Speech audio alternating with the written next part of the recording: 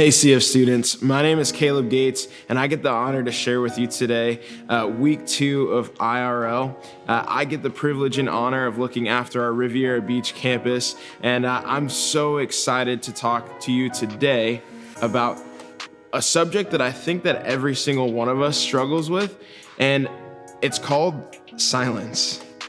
I mean, not just any silence, the kind of quiet that happens when you finally get the courage to talk to God in prayer. But then you don't hear a thing. What do you do?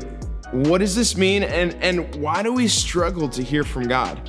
These are some things that I think that God is trying to share with us. And sometimes if we feel like he's silent, I wonder if he's still speaking. Let's talk about this together. Some things that we need to know from the start is that silence, if we hear that from God, if we don't hear very much from God, it's actually not a God problem. It's actually an us problem. Christians and non-Christians alike, God is speaking and God is sharing with us, but we are the ones who can shut our ears, turn away, and misunderstand him. So if you're struggling to hear God and you're struggling to hear a response to a question that you're asking, I don't think the right question to ask is, God, are you speaking? I think we actually have to ask a couple questions to ourselves and examine some things in ourselves. I believe that every student can navigate through not hearing God by asking 3 questions, all right? The first question is this: what's my posture? So as a little kid, I used to sit down, and I think that I still do this, but I used to sit down and I would slouch. All the time I would just slouch. And my grandma would tell me, Caleb, fix your posture. And so as I got older, I kind of wondered, why does she always care so much about my posture? And what I learned was that if you're slouching, your posture can actually provide you pain. And what actually happens is that you can get a couple of things like shoulder pain, neck pain, jaw pain, random pains that you wouldn't think or imagine would have to do with your posture, but it would actually start to impair your circulation, it would impair your lung function, it makes poor digestion. And some of you guys right now are fixing your posture, but that's okay. The posture that we're talking about today is our spiritual posture. I believe that if you change your posture as you approach God, you can actually have a much healthier conversation and relationship with God.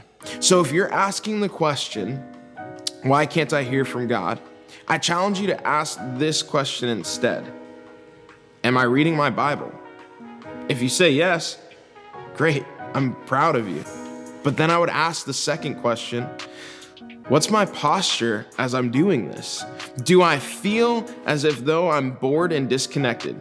Do I feel like I'm more on my phone because it's easier to get on my phone? Do I feel like it's easier to treat it like it's homework or doing a chore? Because if you feel forced to do it, you're gonna fall into spiritual slouching. You're gonna start slouching because it feels more natural. Worrying is more natural. Fear is more common, and social media is more acceptable. It's more accessible. If we aren't careful, then you can get so distracted by your problems that we miss out on his presence.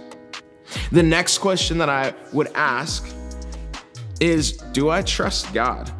Proverbs 3:5-6 says, trust in the Lord with all your heart. Do not depend on your own understanding.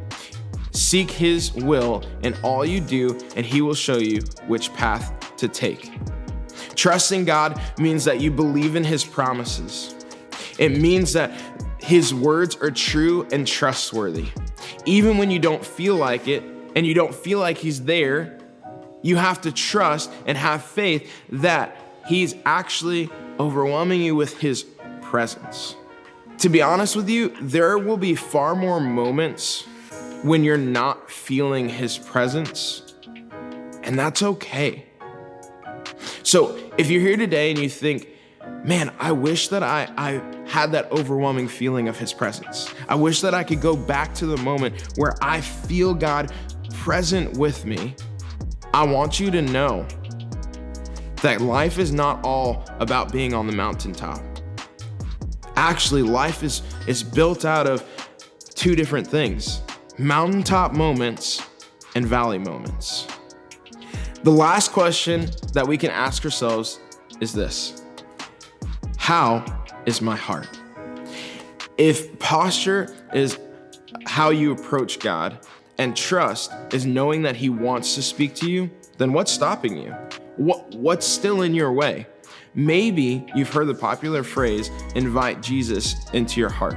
Well, even after you do this, you can experience some barriers that make it harder to hear God clearly. Let's look at two things that get in our way: sin and doubt. Sin and doubt.